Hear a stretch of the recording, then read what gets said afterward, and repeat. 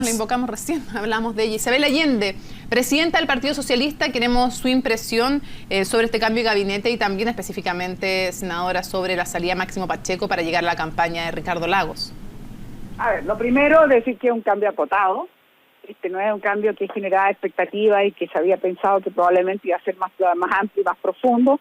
En segundo lugar, eso probablemente podrá producirse en el futuro. Yo me imagino que habrá más de algún ministro que va a lo mejor el desafío parlamentario, por lo tanto la fecha es en noviembre, así que es probable que más adelante sigan otros cambios. Eso es lo primero que puedo decir. Segundo, decirle por supuesto a los que ya se van, que bueno, yo supongo que siempre la gente trata de poner lo mejor de sí, desearle a los que regresan lo mejor que puedan hacerlo. Ahora, respecto al segundo tema, quiero ser súper clara. Yo creo, en primer lugar, quiero decir que tengo la mejor opinión de lo que fue la gestión del ministro Pacheco. Yo soy presidenta de la Comisión de Minería y Energía y tuve un excelente trabajo. Primera vez que este país ha tenido una agenda de verdad. Hemos sacado temas importantísimos. El gobierno pasado fue un desastre. Tuvimos 6 ministros de energía y primera vez que este país contaba con una agenda y los principales desafíos se llevaron a cabo. Yo supongo que él ya sintió, lo conversó conmigo en Valparaíso, de que él sentía que había cumplido un ciclo con todo lo más importante respecto al tema energético. Quizás se queda el gobierno corporativo en AP, que eso es un tema pendiente y estábamos tratando todavía un tema que está por ya resolverse, que es la tarificación del gas. Pero efectivamente la había cumplido. Ahora, si ustedes me preguntan, está en su legítimo derecho, Máximo Pacheco. Si él siente que él puede aportar, que él quiere ayudar o apoyar a quien hoy día se visualiza como uno de los candidatos posibles, Ricardo Lagos, está en su derecho. El Partido Socialista no ha definido sus candidaturas, el Partido Socialista no ha tomado una decisión, lo va a hacer después de las municipales, en instancias colectivas, y por lo tanto yo creo que siempre en la vida las cosas deben verse más bien en grande y no en pequeñas. Pero senadora, más allá de que esté en su derecho de hacerlo, por cierto, ¿no es una señal complicada que el ministro más reconocido, más destacado del gabinete salga para entrar a una candidatura presidencial? ¿No es debilitar al gobierno desde una propia candidatura oficialista? A ver, obviamente que ha sido uno de los ministros, que lo acabo de decir, que ha hecho una tremenda agenda. Claramente ha sido un ministro muy exitoso en su agenda y claramente dejó muy bien puesto todos los temas energéticos, como lo acabo de señalar. Eso lo es. Pero también le acabo de decir que él, en cierta manera, había cumplido un poco ese ciclo con respecto a esa agenda.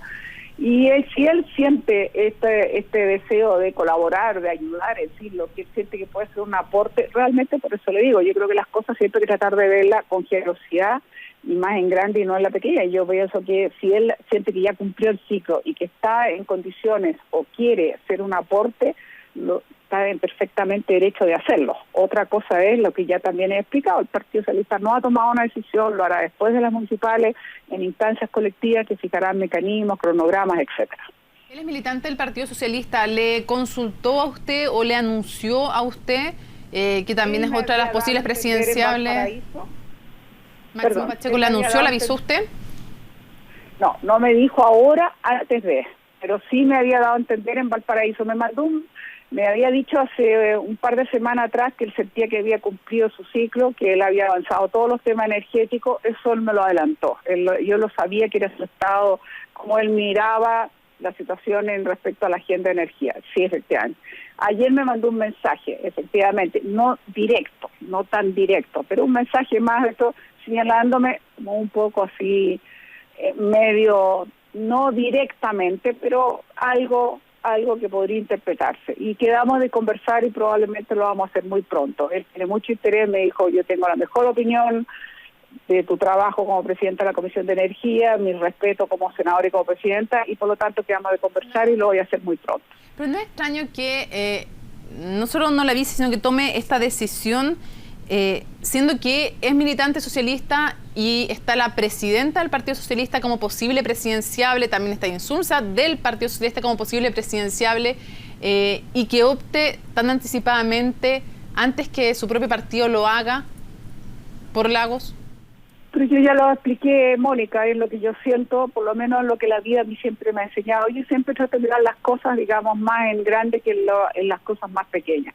Yo pienso que Máximo es una persona que tiene mucho que aportarle al país, tiene mucho que aportar, o lo hizo en este gobierno, y si él siente que va a cumplir un rol, enhorabuena si él lo siente así. Ahora, no es efectivamente una posición oficial del partido, porque el partido no ha tomado una posición, y eso lo va a hacer después de las municipales. Y yo lo que lamento ahora, una vez más, es que nuevamente invisibilizamos la elección más importante que tenemos en este momento, el desafío que vamos a tener el próximo domingo, y que todos nuestros candidatos que se han sacado los pies en la calle, caminando y golpeando puertas y hablando con los vecinos, nuevamente van a quedar bastante invisibilizados con este cambio, y sobre todo con lo que ustedes mismos en este momento están dando como noticia. Yo lo lamento porque creo que es el principal desafío que podemos tener de aquí al domingo.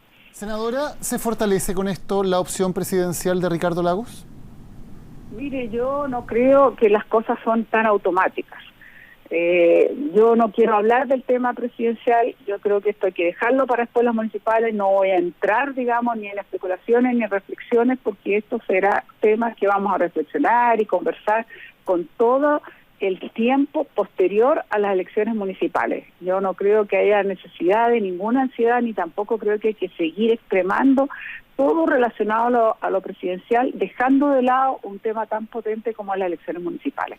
Pero un tema que no es especulación, senadora, y fue una frase de Ricardo Lagos, dijo: si Isabel Allende quiere ser candidata, yo no le voy a competir. ¿Cómo tomó usted esa frase? Lo vamos a conversar después las municipales, Mónica. ¿Con Ricardo Lagos lo va a conversar o con nosotros? Lo conversaré con Ricardo Lagos, la conversaré con mi partido, lo conversaremos en la mesa. En algún momento vamos a hacer un comité central. Hay muchas instancias, digamos. En algún momento, obviamente, conversaré. Pero por ahora, yo voy a ser coherente con lo que he estado diciendo permanentemente todo este tiempo. ¿Pero usted lo tomó en serio, como que le estaban despejando la cancha, o como palabras de buena crianza nomás?